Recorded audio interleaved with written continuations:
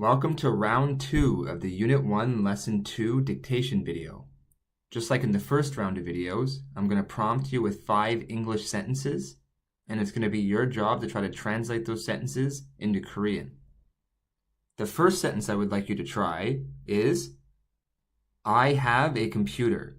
Just to make it easier on you, just like in the first round of videos, when you're talking about I and you're adding the particle either 는 or 은 or 이 or ka to it, let's just always use this one for all of the sentences in this video just for simplicity.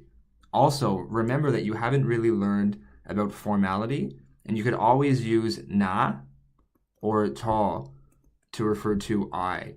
Again, for simplicity, let's always use na. I'll give you 10 seconds, and you can start now.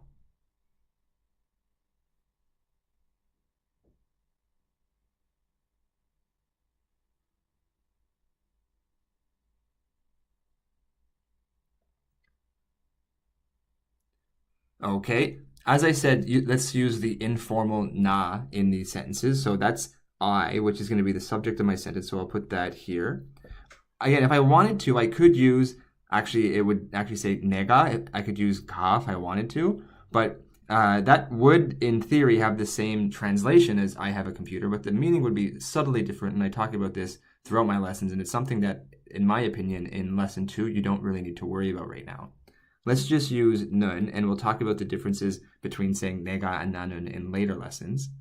Now I want to indicate that I have a computer.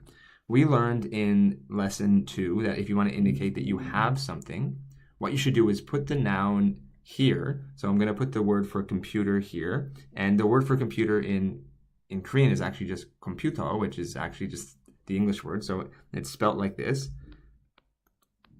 And you also learn that if you want to indicate that you have something using the word 있다, what you need to do is either add 이 or 가 to the noun that you have. So in this case, it's going to be computer 가. And this 있다 is not conjugated, but you could, in later lessons, you'll learn that you could change this to 있어, or if it was in a formal situation, you could say 있어요, or things like that, but you won't learn about these conjugations until lesson 6.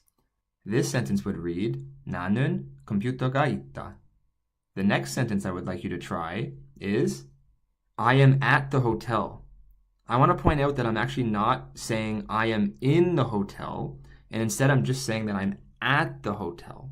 Use the information that I taught in Unit 1, Lesson 2, specifically the translation of 에, and which one would be best suited to be translated to at. I'll give you 10 seconds, and you can start now.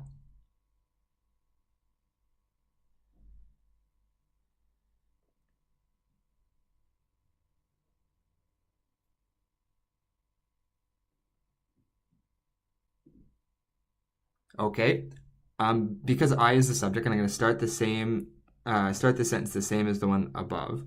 Now I want to indicate that I'm at the hotel. Well, if I want to indicate that I'm in this place in the hotel or at that place, I'm going to put that word here. So it's hotel. And if I want to indicate that I'm at a place, well, I need to, again, use the word 있다. And it's technically a different word, but it's actually the same word. And again, I'm not going to conjugate it, and it looks like that. Now I want to indicate that I'm at the hotel. As I mentioned before, I don't want to indicate that I'm in the hotel. If I was going to do that, I would say hotel 안에, and then I would say 있다 after that. But that's not what I want to do. Instead, if I simply put 에 on the place where I am, that would specifically translate to I am at the hotel. As you saw in Unit 1, Lesson 2, 에 could have a bunch of different translations depending on where it's used, and the simple translation for this would simply be I am at the hotel. The Korean sentence would read 나는 호텔에 있다.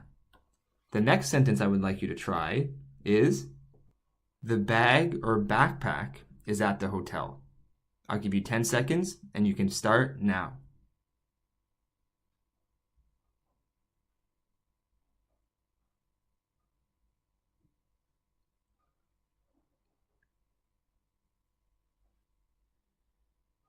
Okay, this sentence is going to look very similar to the one above. The only difference is really that the subject here, it's not I or me. It's actually the whole thing of being the backpack or the bag. Now, in this case, I'm not saying that backpack or this backpack. I'm simply saying the backpack.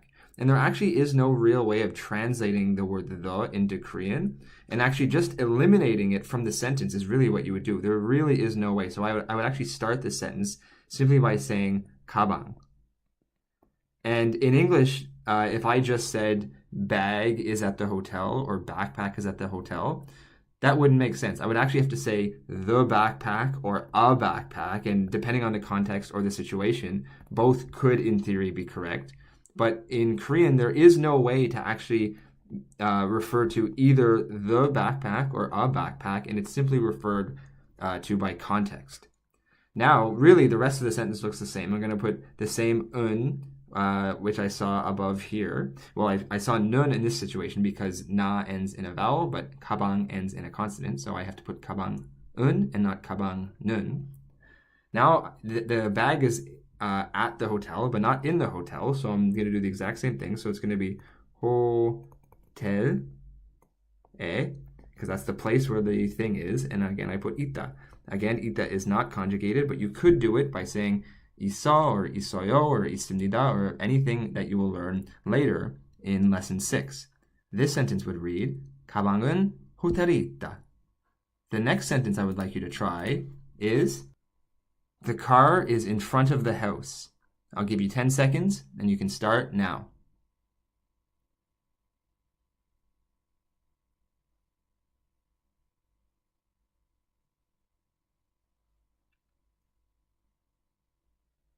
Okay, again, the subject of the sentence is the car. There is no real way to refer to the car. You simply say car. I'll put that because that's the subject of the sentence, and I want to indicate that it's in front of and it's in front of the house. So what I need to do is put the house first, and again, there is no way to refer to the, so I just say 집, which means house.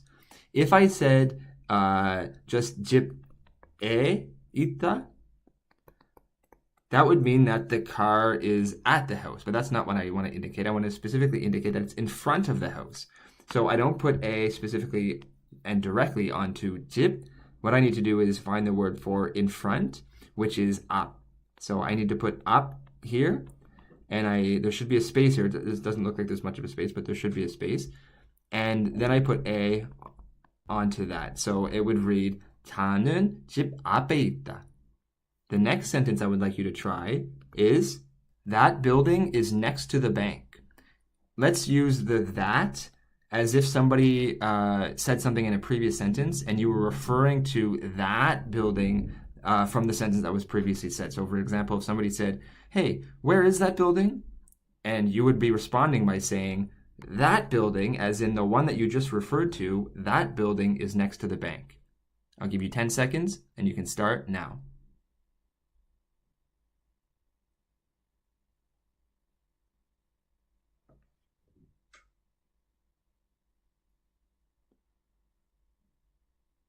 Okay, as you learned in lesson 1, if you want to say that, as in you're referring to something in the previous sentence, you want to use 그. Now that goes before the whatever noun it's talking about. So in this case, we're talking about that building. The word for building is 건물. 건물. So it looks like that. That's the subject of the sentence, so I'll put that there. Now I want to indicate that it's next to, just like up here where I had 앞에, but it's not in front of, it's next to, so I need to use the word 옆, not 앞, but it's next to the bank. Here I had, in the previous sentence, I had the house, but in this sentence I have the bank. No way to say the, so I'm not even going to really worry about the. In Korean, there's no real way, as I said before, to indicate that it's that building is next to a bank, or that building is next to the bank. The context makes it clear. Anyways, the word for bank is 은행, 은행. And I don't want to put a directly onto unhang. I want to put a word after unhang that refers to next. And next is yup. Now I put a onto that. And finally, I use ita to indicate that it is next to that place. So it's ita. Now this sentence would read, 그 건물은 은행 옆에 있다. Well, that was fun. I hope you learned a lot.